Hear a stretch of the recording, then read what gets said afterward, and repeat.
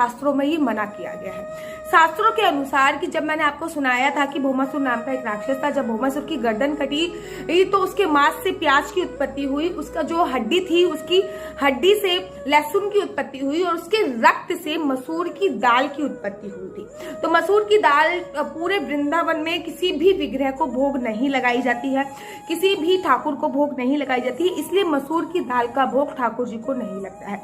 Number second, दूसरी बात, जैसे कि मैंने आपको बताया कि फ्रूट्स में केवल जामुन ही ऐसा है, जामुन जो कि बहुत कम दिनों के लिए, बहुत सीमित समय के लिए बाजार में आता है और ऐसा बोला जाता है कि उसको पेड़ से नहीं तोड़ा जाता, वो जमीन से उठाया जाता है, उसको शुद्ध नहीं माना जाता। आप कहीं कहीं पे देखेंगे कि जामुन में छेद होता है, तो इसलिए जामुन जो होते हैं उनका भोग ठाकुर को नहीं लगता है।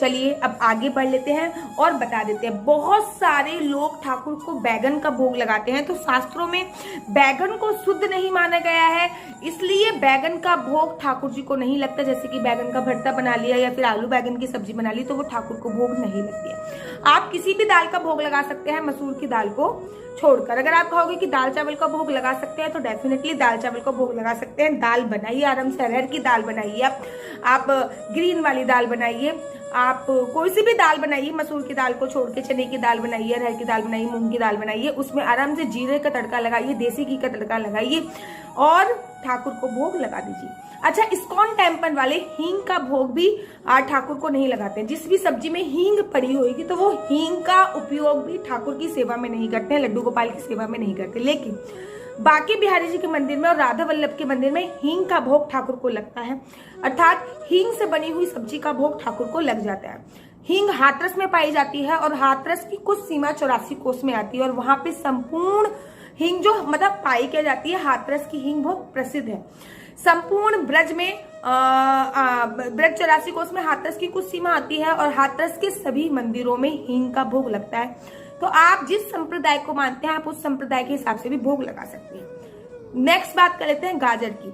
चैतन्य गौड़ संप्रदाय में गाजर का भोग नहीं लगता, लेकिन इस्कॉन टेम्पल वाले हमेशा गाजर का हलवे का भोग ठाकुर को लगाते हैं। बात करें बाकी बिहारी जी के मंदिर में, तो बाकी बिहारी जी के मंदिर में गाजर का भोग नहीं लगता, लेकिन वही राधा वल्लभ के मंदिर में गाजर के हलवे का भोग लगता है। तो आप जिस भी संप्रदाय को मानते हैं उस संप्रदाय के हिसाब से भी कार्य कर सकते हैं। बात कर लेते हैं मूली। मूली का भोग ठाकुर को नहीं लगता है। इनफैक्ट मूली के पराठे हो गए, मूली की सब्जी होगी, मूली की भुजिया होगी, तो इनका भोग ठाकुर को नहीं लगाया जाता है। भगवान को ज्यादा तीखा भोजन पसंद नहीं है, अर्थात ज्यादा स्पाइसी फूड पसंद नहीं है। भगवान का जो फेवरेट भोजन है वो है दूध और भात, अर्थात दूध और भात का जो भोजन है, भात अर्थात चावल का जो भोजन है, वो भगवान का पसंदीदा भोजन है। आजकल महामूर्ख लोग कुछ गलती कर देते हैं, किसी भी प्रकार की कोल्ड ड्रिंक का भोग भगवान को लगा देते हैं। तो भगवान को किसी भी प्रकार की कोई कोल्ड ड्रिंक का भोग नहीं लगता। हाँ, भगवान को फ्रूटी का भोग आप लोग लगा सकते हैं, लेकिन जैसे कि कोका कोला हो गई, पेप्सी हो गई, ये वाली चीजों का भोग नहीं लगता। हाँ, फ्रूटी का भोग आप लगा सकते हैं। बड़े सारे लोगों के क्वेश्चन होते हैं कि दीदी मिठाइयों में हम किसका भोग लगा सकते हैं। आप ओवरऑल सारी मिठाइयों का भोग लगा सकते हैं। भगवान को मीठा बहुत ज्यादा पसंद होता है। पूरे वृंदावन में ये बोला जाता है कि पूरे ब्रजवासियों को मीठा अत्यधिक प्रिय है। इनफैक्ट खीर तो ब्रजवासियों की जान ही होती है। लेकिन जिस भी मिठाई में आप सिल्वर का अर्घ चढ़ा होता है, जिस भी मिठाई में सिल्वर अर्घ लगा होता है, वो चीज भगवान को भोग नहीं लगती। You can find out in Google कि आप सिल्वर वाली जो मिठाई होती है जिसके ऊपर सिल्वर अर्घ होता है, वो आपको ठाकुर को भोग नहीं लगानी चाहिए। इस बात को आपको विशेष तौर पे ध्यान देना। आप किसी भी ड्राई फ्रूट्स का भोग भगवान को लगा सकते हैं। ड्राई फ्रूट्स में किसी भी प्रकार की कोई समस्या नहीं है। इनफैक्ट सारे ही ड्राई फ्रूट्स का भोग आप भगवान को लगा सकते हैं। लेकिन भगवान को चाय, कॉफी, आइसक्रीम इत्यादि का भोग नहीं लग सकता। लेकिन हाँ, इस्कॉन टेम्पल में भक्त भी चाय नहीं पीते हैं, लेकिन कहीं कहीं पे मंदिर पे मैंने एक माता जी का भाव देखा था, वो अपने ठाकुर को चाय पिलाती थी।